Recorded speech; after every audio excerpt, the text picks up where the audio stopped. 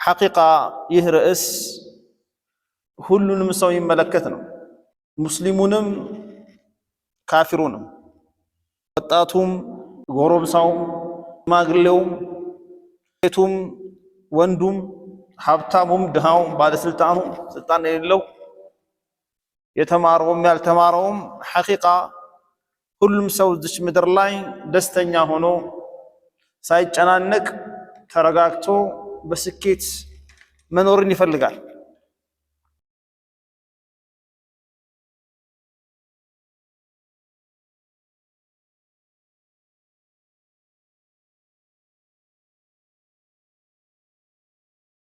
إن الحمد لله نحمده ونستعينه ونستغفره ونعوذ بالله من شرور أنفسنا ومن سيئات أعمالنا من يهده الله فلا مضل له ومن يضلل فلا هادي له وأشهد أن لا إله إلا الله وحده لا شريك له وأشهد أن محمدا عبده ورسوله أما بعد إخواني أخواتي في الله السلام عليكم ورحمة الله وبركاته.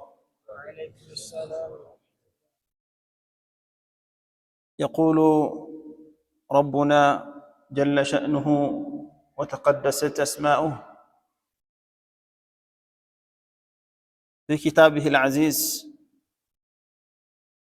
من عمل صالحا من ذكر أو أنثى وهو مؤمن فلنحيينه حياة طيبة ولنجزينهم أجرهم بأحسن ما كانوا يعملون. يزاري يخطبا رئيساتشن السعادة والحياة الطيبة. يا مارا هيوت من دنو سكيت من دنو حقيقة دستا እርካታ ይባለው ነገር ምንድነው? እንዴትስ ይገኛል የሚለው ይሆናል። ሐቂቃ ይህ ርዕስ ሁሉንም ሰው ይመለከት ነው። ሙስሊሙንም ካፊሩንም፣ ወጣቱም፣ ጎረምሳውም፣ ሽማግሌውም፣ ሴቱም፣ ወንዱም፣ ሀብታሙም፣ ድሃውም፣ ባለስልጣኑም፣ ስልጣን የሌለው የተማረውም ያልተማረውም ሐቂቃ ሁሉም ሰው እዚች ምድር ላይ ደስተኛ ሆኖ ሳይጨናነቅ ተረጋግቶ በስኬት መኖርን ይፈልጋል።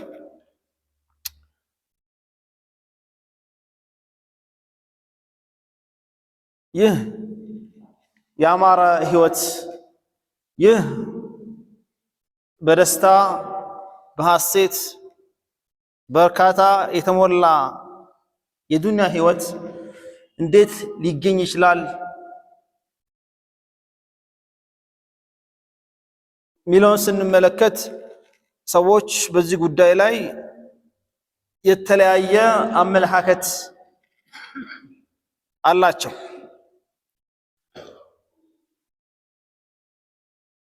ሁሉም ሰው ቅድም እንዳልነው በአንድ ነገር ላይ ይስማማል። እሱም ምንድነው? ይህቺ ምድራዊ ህይወቱን በተድላ በሐሴት በደስታ በርካታ ጭንቅ ሳይኖርበት ተረጋግቶ መኖር የሁሉም ፍላጎት ነው። ይህንን የማይፈልግ ጤነኛ ሰው የለም። ነገር ግን ሰዎች እዚህ ላይ እንዴት ነው መድረስ የሚችሉት? እኛ ሰዎች እንዴት ነው እዚህ ደረጃ ላይ መድረስ የምንችለው ሚለውን ነገር ስንመለከት ሰዎች የተለያየ አካሄድ ነው የሚሄዱት። አንዳንዶች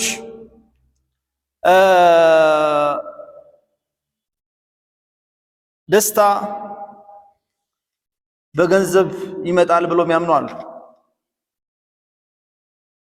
እዚች ምድር ላይ ሀብት ካለኝ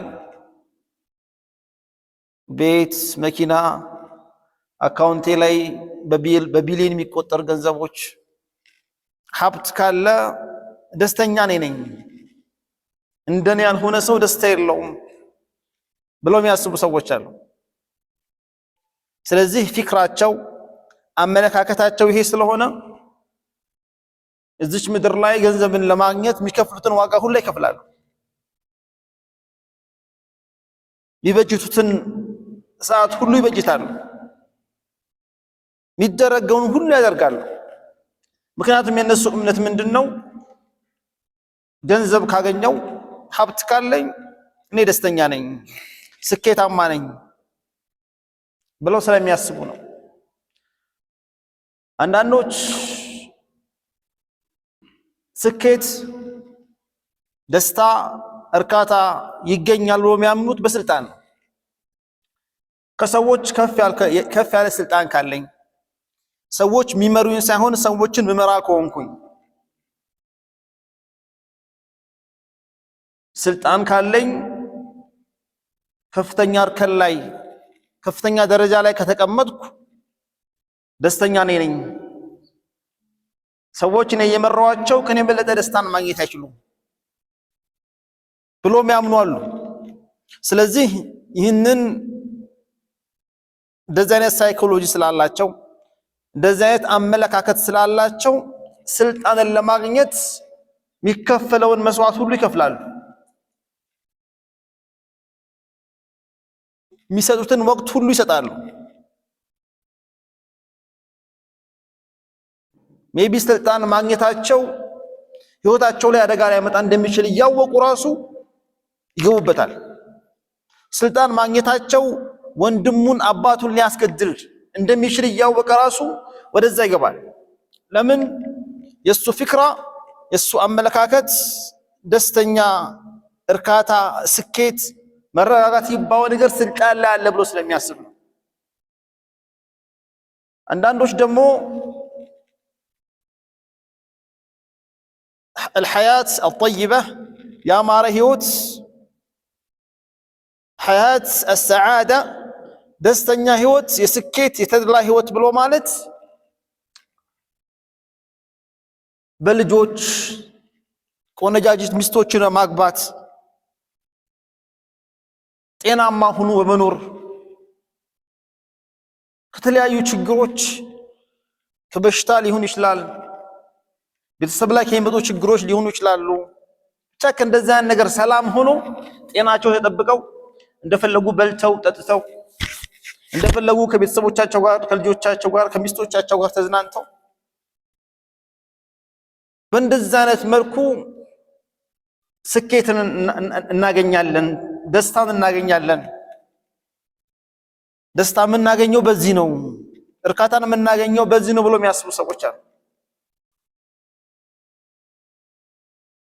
አንዳንዶች ስትመለከቷቸው አራተኞቹ ደስታን ለማግኘት እርካታን ለማግኘት ላለመጨናነቅ መዝናናትን ምርጫ የሚያደርጓሉ። ሄዶ በየካፌው በየመዝናኛው በየሪዞርቱ በየሀገራቱ እየሄደ ይዝናናል።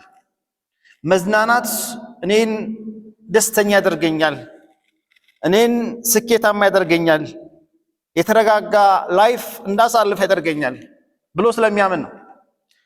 ኳስ በማየት የተለያዩ ድራማዎችን መመልከት፣ የተለያዩ ነገራቶችን በማየት ራስ ለመዝናናት በማለት ፑል ለመጫወት ከረምቡላ ለመጫወት ሊሆን ይችላል የሱ የህይወት ፍልስፍና። በእንደዚህ አይነት ነገራቶች ላይ ጊዜን ኢንቨስት ማድረግ ከሆነ እንደዚህ አይነት ቦታዎች ላይ የሚሄድ ከሆነ ከፍሬንዶቼ ጋር ከጓደኞቼ ጋር የተለያዩ ቦታ ላይ መንቀሳቀስ ከሆነ እኔ ደስተኛ ነኝ፣ ደስታን በዛ አገኛለሁ ብሎ የሚያስቡ ሰዎች አሉ። ሌላም ጥቂቶችን ያነሳ ነው። ይሄ ውቅያኖስ ነው። ሰዎች ደስታ ያስገኝናል ብሎ የሚያስቧቸው ብዙ ነገራቶች ነው ያሉት። ምክንያቱም ቅድም እንዳልኳችሁ ሰው ሁሉ በአንድ ነገር ይስማማል። ምን? እዚች ምድር ላይ ደስተኛ ሆኖ መኖር፣ እዚች ምድር ላይ ሳይጨናነቁ መኖር፣ እዚች ምድር ላይ ስኬታማ ሆኖ መኖር የሁሉም ቡግያ ነው፣ የሁሉም ፍላጎት ነው፣ የሁሉም ህልም ነው።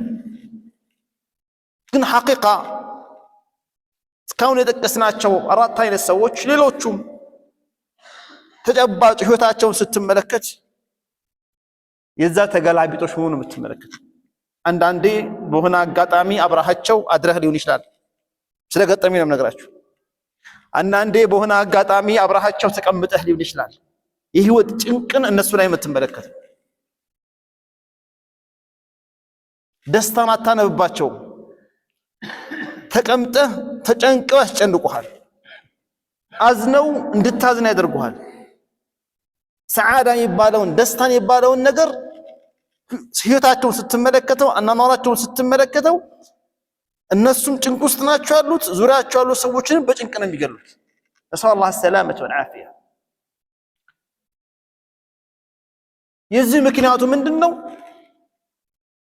ደስታን ፍለጋ፣ እርካታን ፍለጋ የሄዱበት መንገድ የተሳሳተ ስለሆነ ነው። ወመን አስደቁ ሚነላሂ ቂላ። እንደ አላህ ሱብሓነሁ ወተዓላ እውነት ማን ተናጋሪ አለ? አላህ በታሪክ ቅድም ያልኳችሁን ሰዎች የሚመስሉ ደስታን በዚህ የፈለጉ ሰዎችን አላህ ቁርአን ላይ ይጠቅሳቸዋል። እንደ ምሳሌ አላህ ሱብሓነሁ ወተዓላ ቁርአን ውስጥ ከጠቀሰው ግለሰብ ደስታን በስልጣን ለማግኘት የዳከረ ስልጣን ሲይዝ ደስታ ያገኘ የመሰለው ነገር ግን መጨረሻ ላይ የከሰረ መጨረሻ ላይ የጠፋ ዱንያውም አኸራውም የተበላሸበት ዱንያውን ቁርአን ላይ የጠቀሰ አንድ ዱርዬ የሆነ ሰው አለ። አላ ወሁወ ፊርዓውን ነው እሱ። ፊርዓውን ብሎ ማለት አላህ ሱብሓነሁ ወተዓላ ግብፅ ላይ ያነገሰው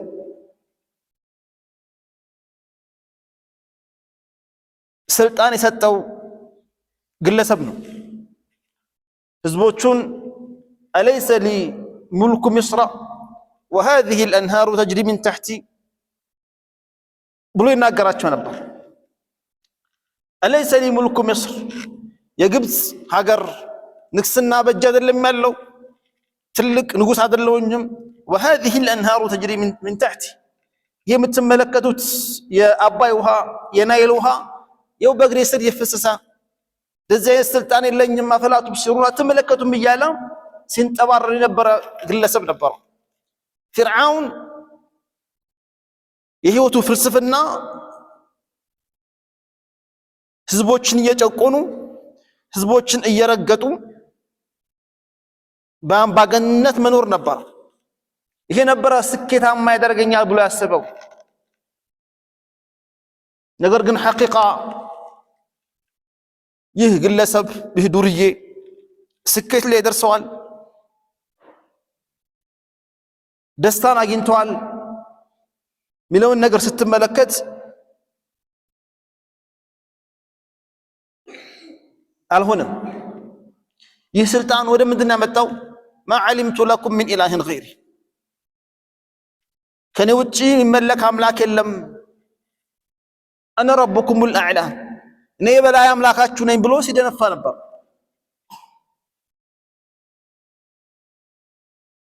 ይሄ ስልጣኑ